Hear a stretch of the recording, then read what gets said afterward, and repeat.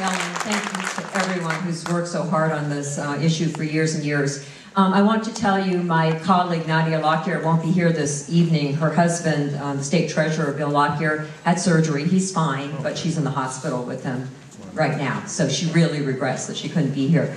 But what I'm going to say expresses her sentiments as well. And I also want to thank the other board offices who sent people here, because we did have to take some actions at the board, and I really appreciate my other board members for doing this and helping our community out.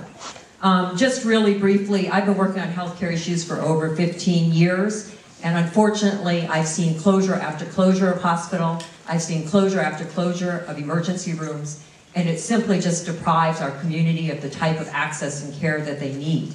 In San Leandro, as you heard and as you all know who live here, 25,000 emergency room visits just cannot be replicated.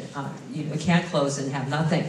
The other thing that really struck me from a very personal point of view is the high Medicare population that you have at the hospital. And I know that seniors and everyone really appreciates the continuity of care.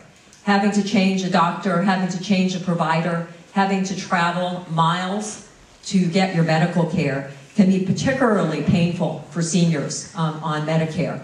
And you know, I really, really appreciate that. My mom passed away about 4 years ago, and I would say 75% of the reason that she passed at that time was the lack of continuity of care in her situation. So that's something that really touches my heart. I want to say that the Board of Supervisors did take a vote, a unanimous vote, to pull the agreement between the Alameda County Medical Center and Sutter to close the hospital and turn it to a rehab facility. And I want to thank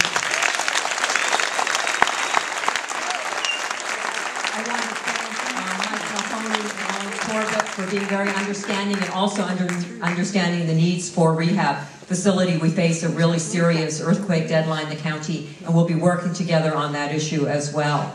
The last thing I want to say is Sutter Corporation is a non-profit corporation, which means they get tax breaks from the state.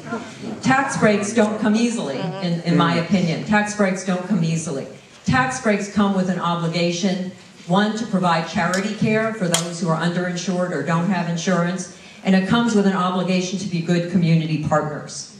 So we have a lot of work together ahead. I hope that all of you will contact Sutter and remind them of this obligation for which they get tax breaks and for which they are rewarded to be a nonprofit hospital in this region. And I pledge to work with you on as we go forward on the details. Mike Mahoney talked about them. We're going to have to continue to look at financials, operational issues. To the extent the county can help do that with the resources that we have, to the extent that we can give you the moral support that you need to push this forward, we will be there for you. So thank you very much.